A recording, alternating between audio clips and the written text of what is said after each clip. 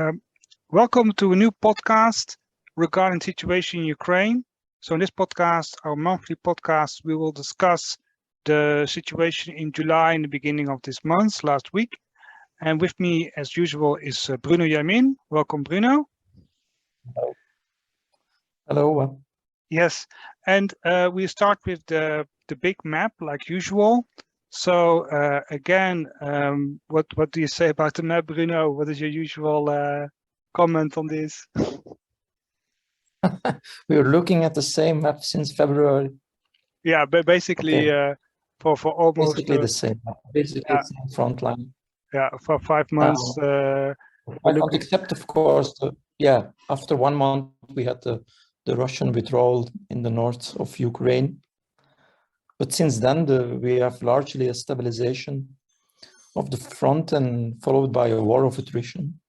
Yes, and in this case, because in previous podcasts I always marked the Donetsk and Lugansk People's Republic armies as Russian forces because they're basically under Russian operational control. But because they are carrying the main of the fight, I have in this case, how should I say, I will reveal them as such, because I think they deserve to be recognized because they carry the main of the fight, and later I will comment on that when we discuss the different offensives. So they are so far the I would say the backbone of the Russian efforts to reconquer the Donbass, together with supporting forces like the Chechens and the Wagner group, but they carry the most of the actual fighting on the ground. So they conquered Mariupol, and they managed to, in their own words, liberate Lugansk. So last time when we had the podcast, we left at the conquest of Lysychansk, Severodonetsk, this agglomeration, and the Russians seem to be on the move. So in the next map, we can see that more clearly.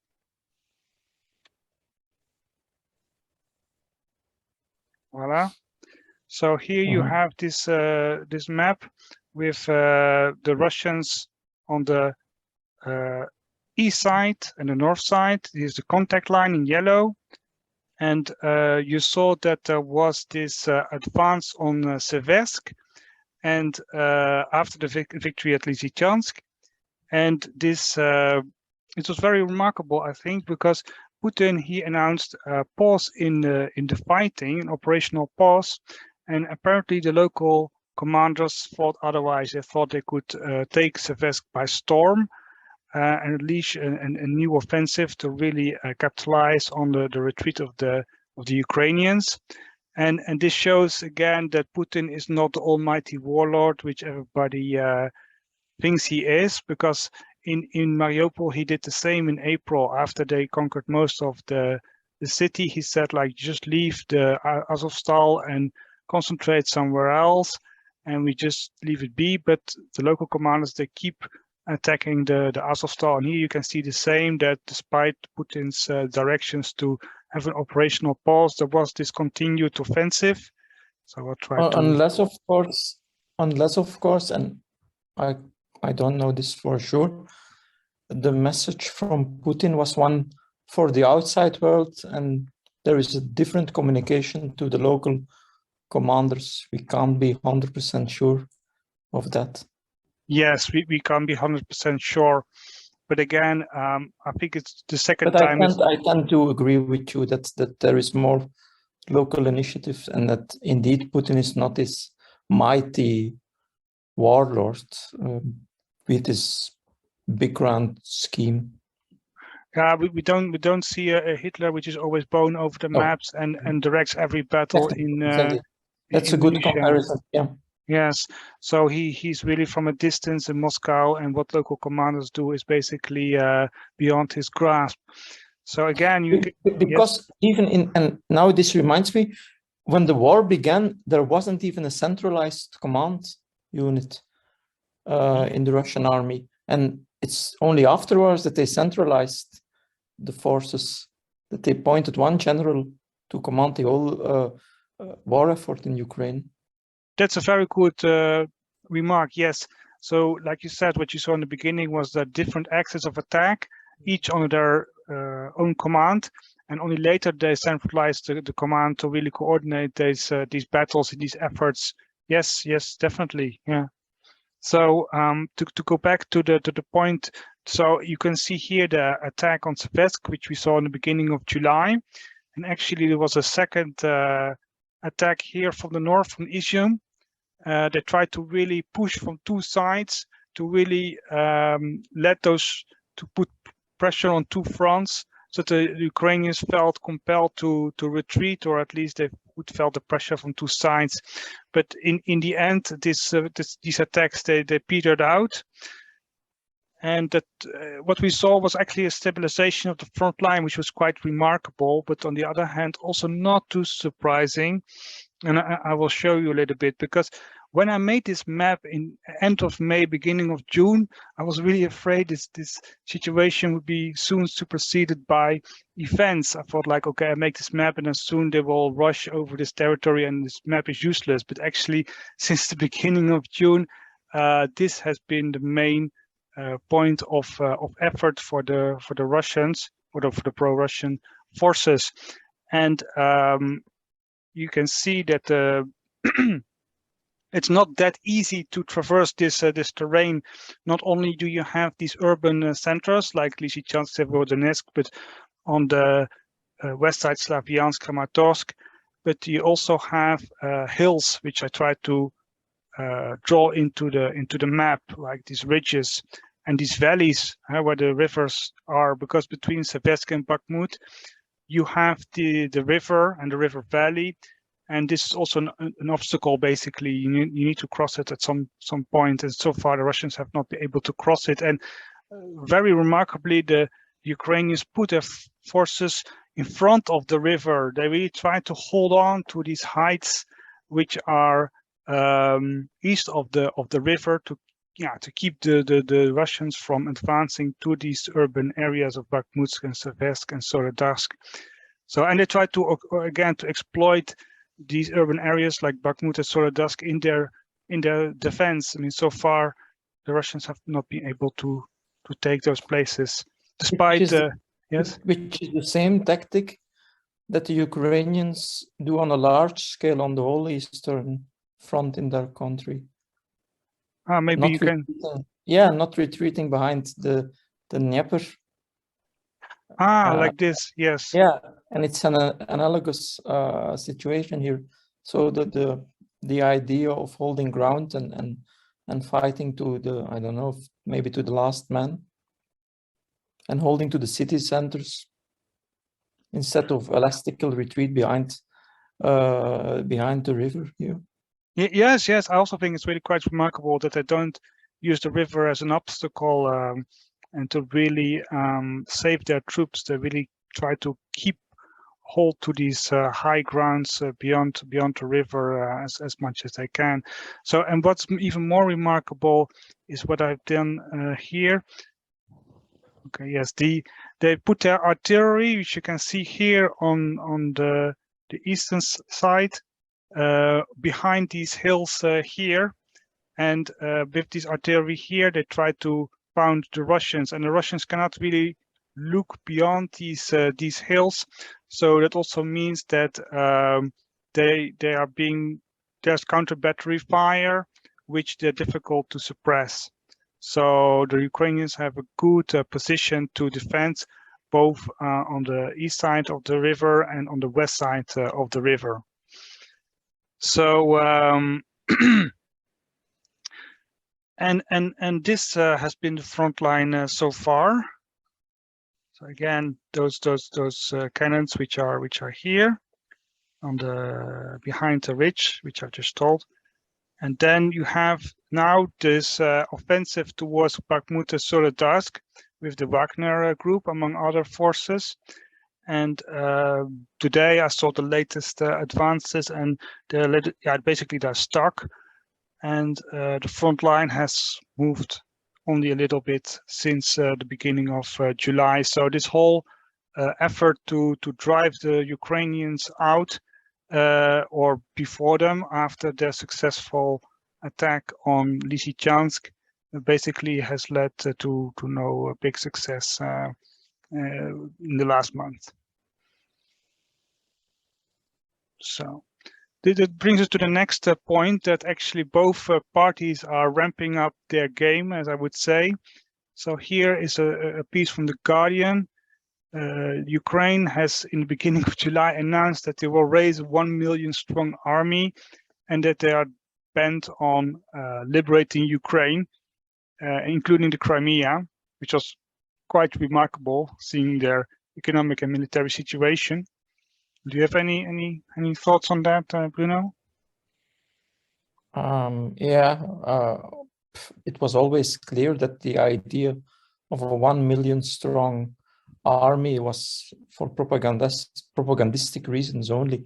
I don't know if we discussed this last time, but the role of propaganda is very important in this war, and it's not a very high quality propaganda too.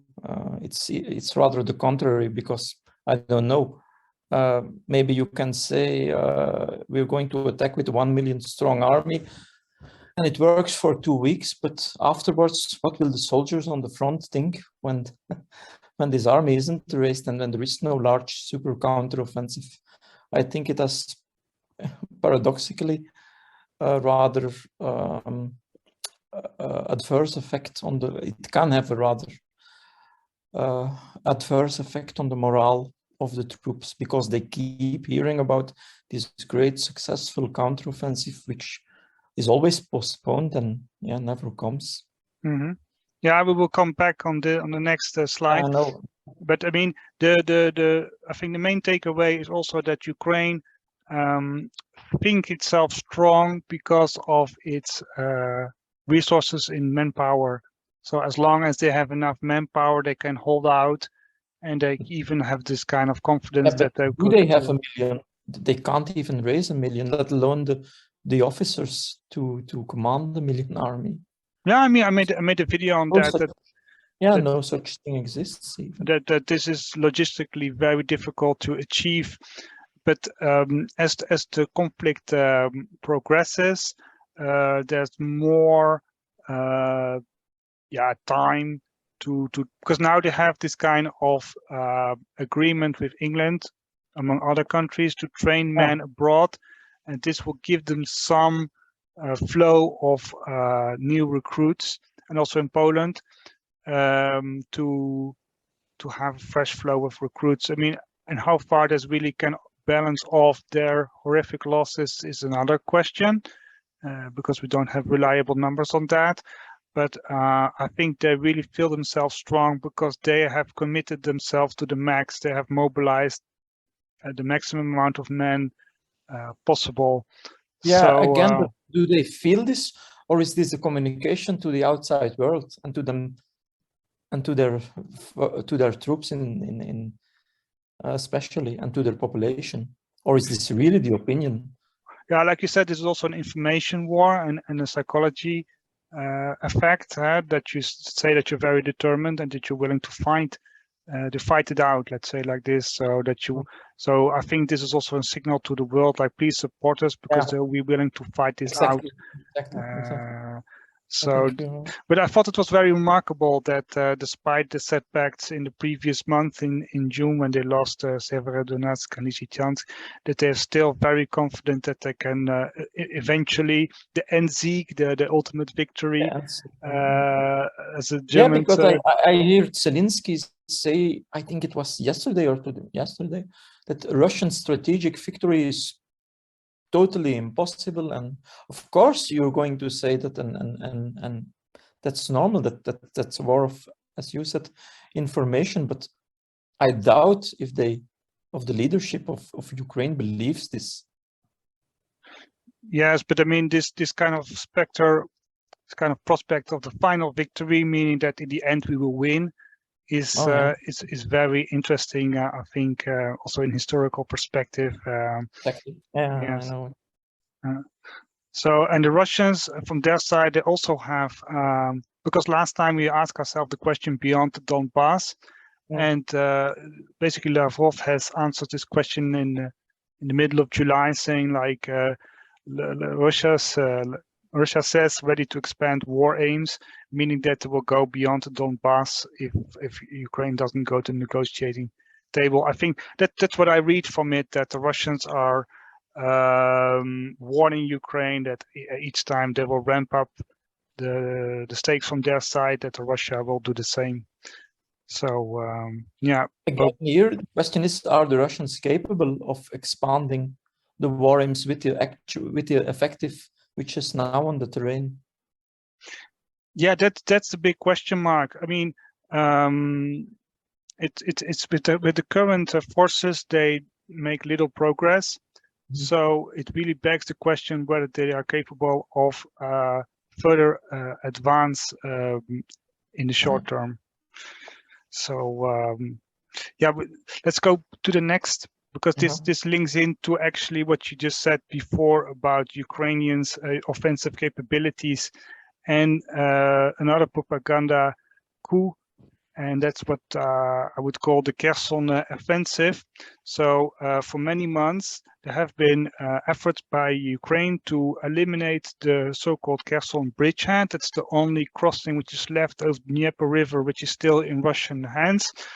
And now they had actually announced this offensive, which was quite interesting for military. Everybody announces their war aims, which I find openly. We're going to do this and we're going to do that. Both sides do that. I find this very interesting, and I can't remember a war in the recent past or even on the longer term in which both sides constantly say we're going to do this and we're going to do that.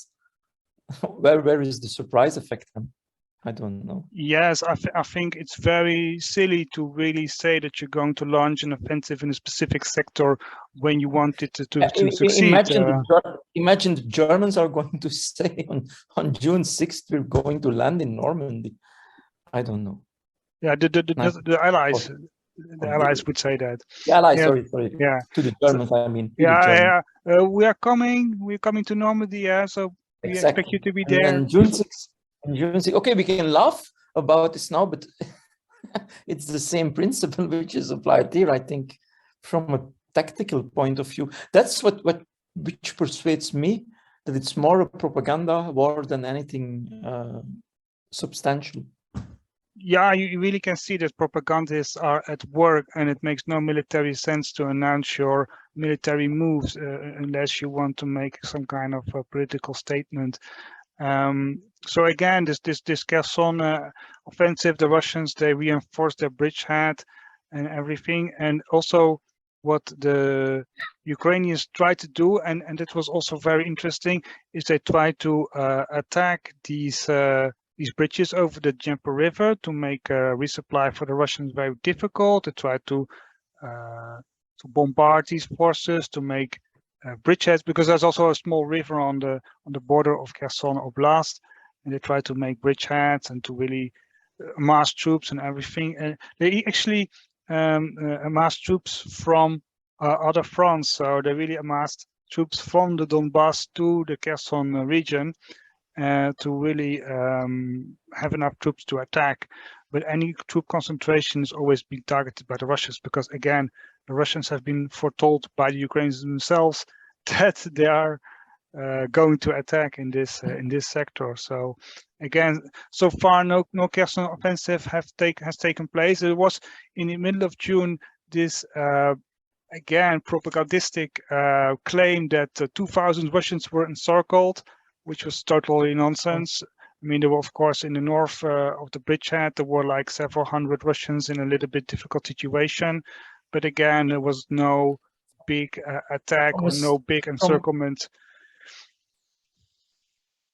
From a strategic point of view, though, it makes sense to blow up the bridges and to try to isolate the Russians, if it's possible.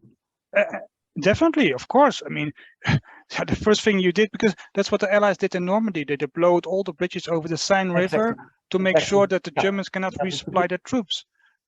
But again, they didn't announce. Yeah, they didn't announce that they would land in Normandy. They didn't but announce that it would be nice for the Germans. No? Yeah, they were not that nice indeed. But again, so they did all these preparations, and now we can see that this offensive, which was planned this last month in July, and is being postponed to this month. And I don't see it happening this month. I mean, didn't they say September or? Yeah, September. That was earlier this month. They said like August or September. So again, and a few days ago, I heard 2023 next year, and then we have to make a lot of question marks. I mean, because most people say that the Russians will benefit from the winter. If the war drags on in the winter, the Russians will benefit from this. In a previous podcast, which I just did with Andrew Solomon, he pointed out that the winter will bring a lot of clouds over Ukraine, which will hamper observation with satellites, which will help the Russians to hide their moves. So and again, when the ground is frozen again, the tanks can rumble on. Again, no Kherson offensive, and that's one of the reasons I call this podcast the failed offensives, meaning that the Ukrainians announced this offensive, they prepared for it, and in the end, it petered out before it even began. So so let's go on to the next slide. Wait a moment. Sometimes a little bit difficult to.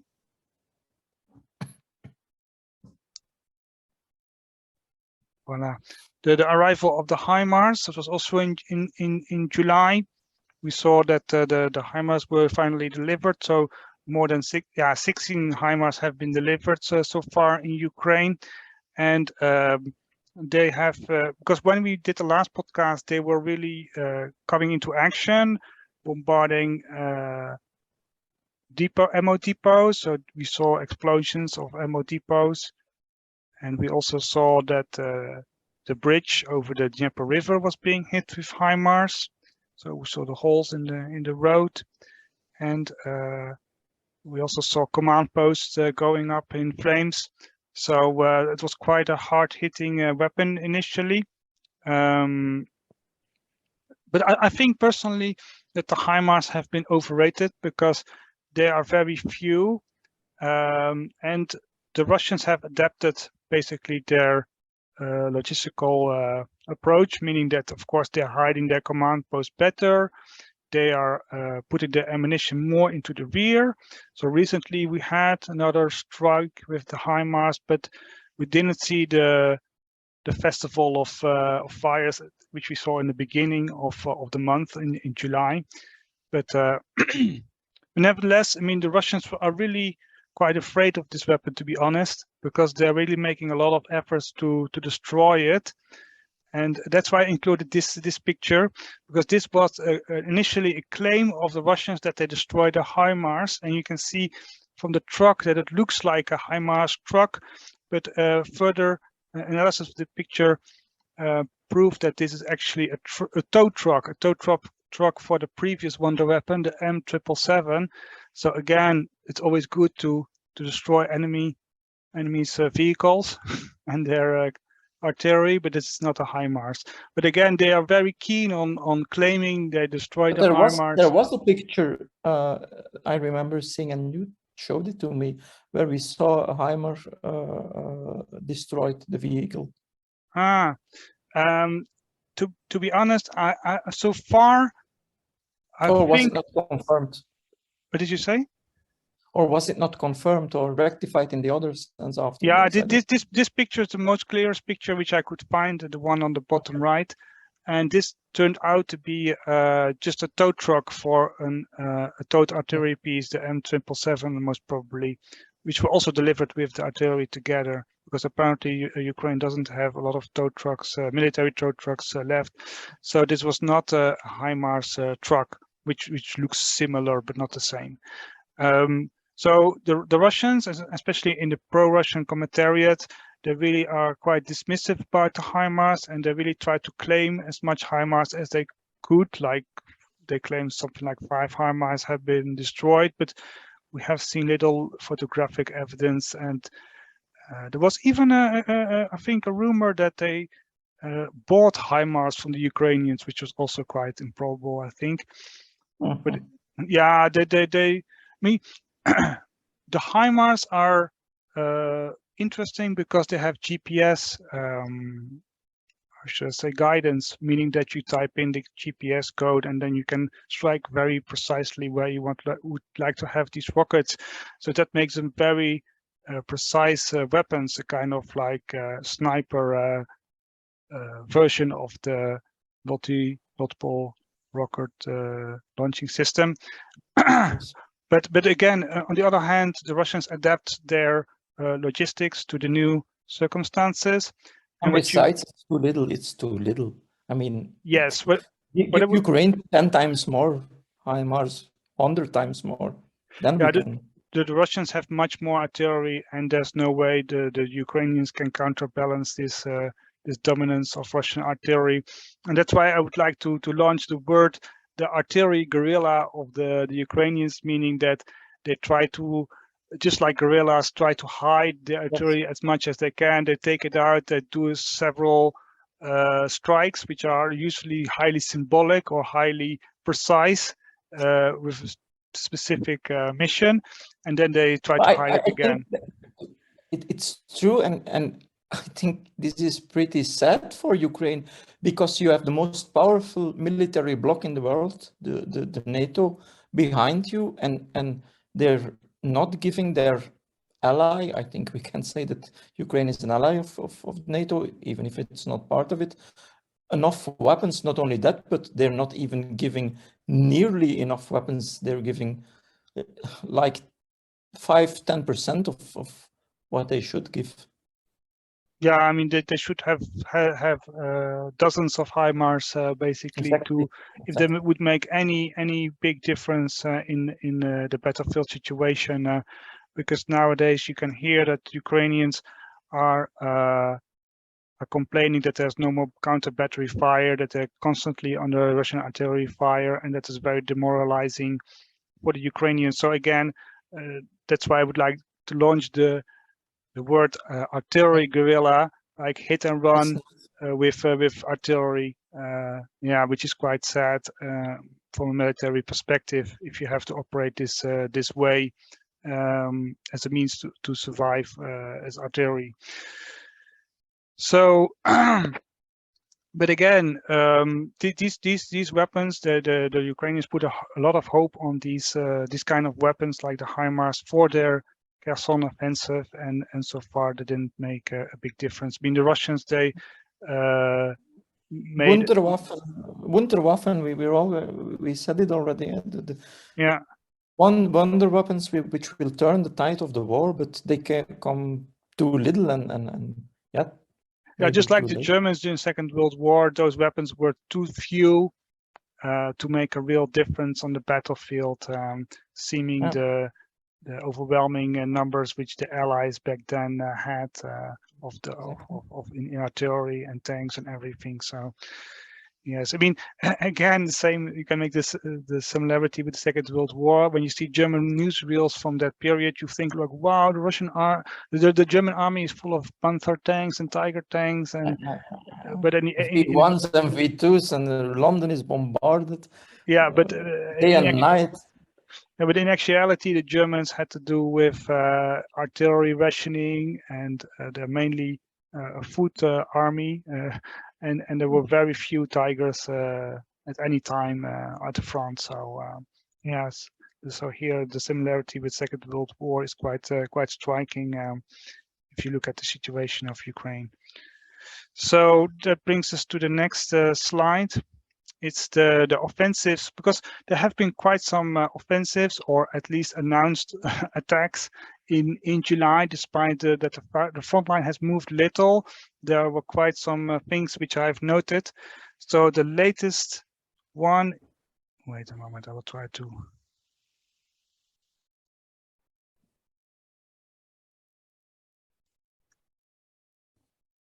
Yes, so in the 26th of July, you had the Izium offensive, and that was done by the Russian army, but it was bogged down very quickly in the forests around Izium. And even earlier in July, the Russians tried to attack in Izium. Izium has been, I think, in end of April, beginning of May, it was secured by the Russian army, but the Russian army itself has not been able to break out from this position, despite that it was one of the few bridgeheads over the Severi Donetsk River. So, and then you have the Bakhmut offensive on the 27th of July. So they stopped the Seversk push and they tried to push it from the south to Bakhmut. And now this is more than 1 week and going, and basically it has been stuck in the Patrice Lumumba street in Bakhmut. This was the last location which I have heard, which was quite ironic, at least for us. It's a echo of another age, the Cold War, when the Soviet Union was backing the anti-colonial efforts, yes, in Africa. So quite interesting. And then you have the Avdiivka offensive. So at Pesky, Marinka, Avdiivka, that is actually a kind of artillery position for which the Ukrainians bombarded Donetsk, the capital of Donetsk People's Republic. And that's really quite interesting offensive, because that has been going on since the 28th of July with a lot of bombardment and strong attacks from the Donetsk People's Militia. And they managed to break into the defensive of the Ukrainian army, but so far there has been no real breakthrough. They are making small progress, but it's been very slow lately. But it is the strongest position of the Ukrainian army in which they launched their attack. So that was really quite interesting from a military point of view. And then last weekend there was this Russian push towards Mykolaiv, which is also quite interesting, because the Russian channels, they said like, yeah, we are tired of waiting for the Kherson offensive, so we will launch our own offensive towards Mykolaiv, which was kind of anticipated also, because the Russians amassed a lot of troops, so the Ukrainians thought there might be. There were also commentators who said that the Russians now had to refocus the war effort from the east to the south, because there was a Ukrainian counteroffensive in the south, which would then be blocked by the Russians. So even some commentators said, yeah, that the Russian offensive in the east was now finished, did end, and that the whole war effort would go on only in the south for the time being. So this is all in the line of thought that there would be a Ukrainian counteroffensive. Yes, but despite all these, you can see all these arrows on the map, which have all been since the ending of July, so like the last 2 weeks. Only the offensives near Avdiivka and Bakhmut have been sustained so far, and all the others have been basically stopped, or nobody talks about them anymore. This is not a coordinated war effort. I mean, it's like they're doing, yeah, whatever. It's never a nice encirclement. I mean, it's not that war is nice, but it's always these local pushes and this local grinding, and there's never a real breakthrough the lines. Yeah, I understand what you say. There's no concerted attack. Exactly concerted. Yes.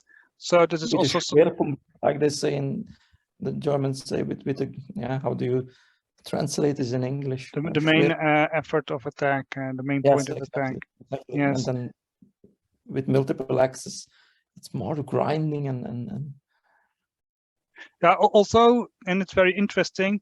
Apparently, the Ukrainian spokesperson for Zelensky, Arestovich, he has more strategic mind than the Russian High Command, apparently, because he said that there would be a push from the Russians towards Kryvyi Rog and to the north, which I have always anticipated from in January, in February already. Week, I think. Yeah.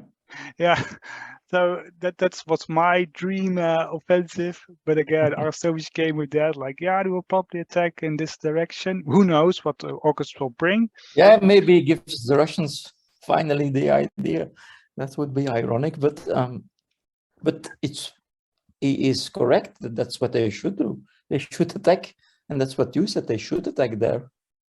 Yeah, because it would. And again, Arstovic also said that there would be a lot of troops in the Kharkov area to really take that city, or at least attack from that direction, and then converge towards the Dnieper River. Exactly. Yeah, and that's what I would have done, to be honest, because it's flat terrain, and you would back that up. That was what I'm saying. There's never a ground scheme of. I'm not seeing these encirclements or this ground war plan behind this. It's yeah. It's like everything is improvisation. What is your thought about this? Yeah, I also have this feeling that it's always a little bit touching the front and try to see where's the weaknesses of the Ukrainian army, but it's always a little bit like small scale, here a bit, there a bit.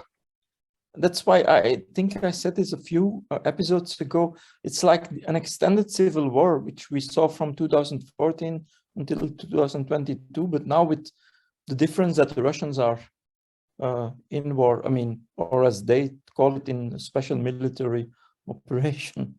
But so yes, Bruno, you're correct. It is like a rerun of the fight in Donbass in 2014-15, and I would even add that at some stages it doesn't seem that the Russian army is really very prominently how should I say present, because most if you look at the ground forces, then most of the fighting is done by the Donbass republics, and the Russian ground forces, most of their sectors are basically static. That's why I have also colored in those forces. Altered the flag. What did you say, Bruno? You altered the flag for there was a Russian flag always before, which you now changed appropriately in the flag of the allied forces of the Russians, of Donetsk and Lugansk. Yes, I did that on purpose because they are the most active forces in the offensives. And the best forces, I think, also because of their war experience, probably, which they gained from 2014 until now. Yes. The most. Yes, again, yes, the most experienced forces, the most active forces, and the Russian forces are their sectors are basically very inactive, or at least whatever they do, it doesn't dent the front line too much. So I think that's a fair conclusion to make. So then we come to our predictions. So what I think is that the battle for Donbass is not over yet. It will go on this summer, and it remains to be seen whether the Dnieper River can be reached before the Raputitsa, because at this current pace it hangs in the balance. And despite the fact that in the pro-Russian blogosphere, they're really dreaming and thinking about any offensives to Odessa and Nikolaev and everything, there can be no offensives, in my opinion, without Kharkov as a major communications and transport hub. And there can be no offensive, if I might add. According to me, there can't be an offensive without at least a partial mobilization of the forces, unless, of course, the Ukrainian army collapses like a house of cards. That's possible, but I really don't see how they can do a major offensive against Odessa with what they have now on the terrain. I don't know. What is your opinion on this? My opinion is that as the fighting depends very much on the forces of the Donetsk and Lugansk People's Republics. These are the forces on which the whole campaign depends now, and these are limited forces. I mean that they have a limited population, and they have already suffered losses. So if that's the case, then it will take longer than anticipated. Unless, like you said, Russia. I mean, it's for both sides like this. If Russia, I mean, if the Ukraine can win if the West intervenes on a massive scale, and inversely, the Russians can win if they massively intervene. That's true. That's true.